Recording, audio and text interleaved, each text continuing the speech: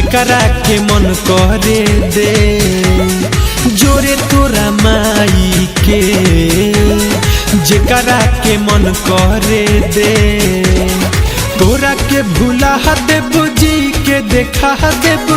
ई मत सोची है जिंदगिया मिटा लेबू दोसरे से मजा ले जोरे तोरा माई के, जेकरा के मन करे दे जोरे तोरा माई के, जेकरा के मन करे दे।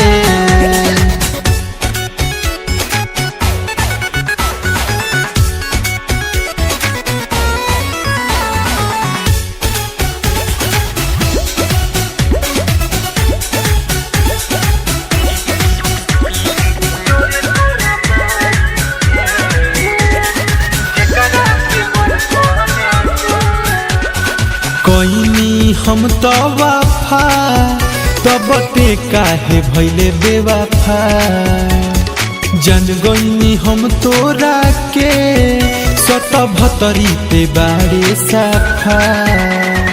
कोइनी हम तो वफा तब ते काहे भइले बेवफा, जन गइनी हम तोरा के सत भतरी ते बारे साफा।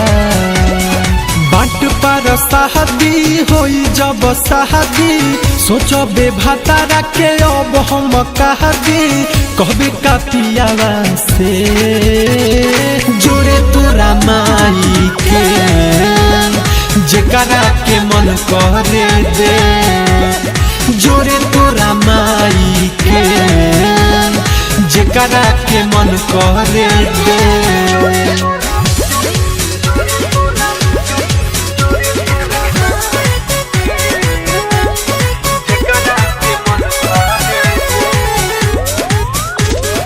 हमरा से कोई के प्यार काहे ते बदलले विचार के तनो समझनी रे अभियो से रहनिया सुधार।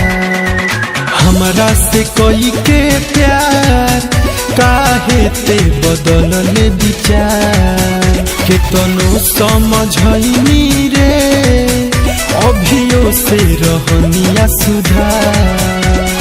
शेषनाथ मनोज के बात में भोरइले रंजन भय के लभर बनइले छोड़ देले दीपक के पे जोरे तोरा माई के, दिल जेकरा के मन करे दे जोरे तोरा माई के, दिल जेकरा के मन करे दे।